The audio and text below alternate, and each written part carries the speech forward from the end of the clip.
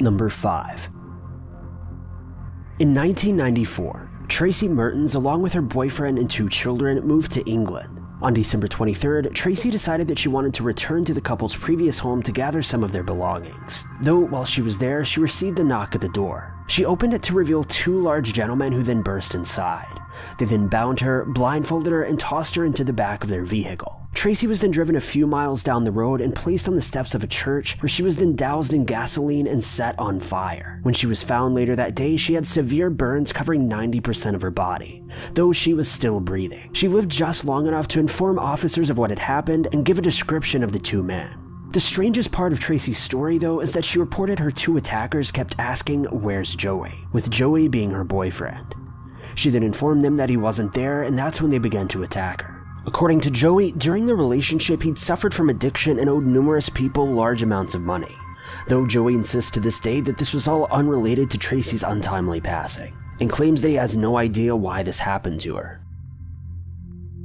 Number 4. Throughout the 1960s and 70s, Warminster, located in the United Kingdom, was a known hotspot for UFO activity. Though prior to the boom of UFOs, locals in the area reported hearing dozens of unexplained loud noises. On Christmas Day in 1964, many residents of the area reported hearing loud banging noises combined with intense vibrations that were described by many as sonic attacks. One resident was awoken earlier that morning with the belief that someone was on her roof, stating that she had heard what sounded like a crash and strange humming noises, though the weather was clear and nothing appeared out of the ordinary. This exact same scenario was then echoed by numerous other individuals in the area, including soldiers at a nearby military camp, though no one saw anything. The most intriguing of these reports is by a woman named Marjorie By, who claims that the sounds were so intense that she was knocked to the ground and pressed against the floor, unable to move. She states that she felt as though she was being pinned down by the invisible fingers of sound. By June of the following year, the sounds had almost completely stopped, and residents began to report UFOs, with photographs of flying saucers frequently making headlines in local newspapers. To this day, no one has any explanation for the sounds or for the UFOs, and these events remain one of Warminster's biggest mysteries. Number 3. Nicole Betterson was just 2 years old, living with her parents in Michigan, when the family was involved in a car crash that resulted in Nicole's mother, Susan, losing her life. Soon after this, the father, Jarrett, began to have a relationship with a woman named Barbara. By December of that same year, the father informed Susan's family that he would be leaving the area to move in with Barbara, never informing them of exactly where he was going. For the next 20 years, neither Jarrett, Barbara, or Nicole were ever seen again. Though Susan's family eventually hired a private investigator to track down where the couple was living. It wasn't long before they traced them back to Las Vegas, where Nicole was found to have been receiving Social Security benefits due to the fact that her mother had passed away. Though it was then found out that Jarrett had been taking the money and using it for himself, and Nicole was nowhere to be found. Police were then contacted and Jarrett was taken in for questioning, though he revealed no useful information. Later that year, Jarrett's wife passed away under mysterious circumstances. Then Jarrett ultimately took his own life later on. Though before this, Barbara had apparently mailed out a letter to Susan and Nicole's family, apologizing for the events that had taken place, though she didn't give any sort of idea where Nicole may be. If she's still alive today, it's estimated that she'd be about 40 years old. Number 2.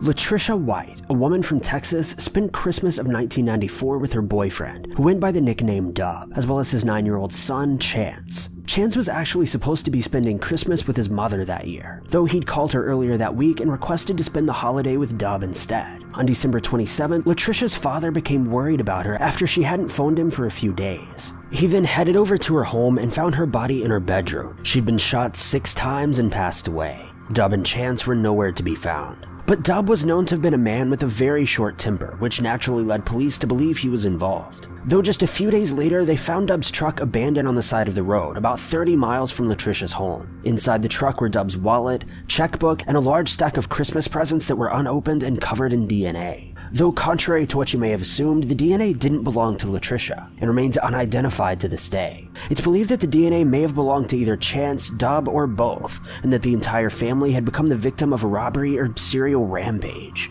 Months later, Chance's grandmother then received a phone call from a young boy, who could only plead "help me" before the call was abruptly cut off. She assumes that this boy was likely Chance, though he's never been found, so this can't be confirmed. To this day, no one has any idea where Dub or Chance are, or even if they're still alive. Some believe that Dub may have kidnapped the boy and taken him either states or countries away, hiding out with him in an attempt to escape the charges of Latricia.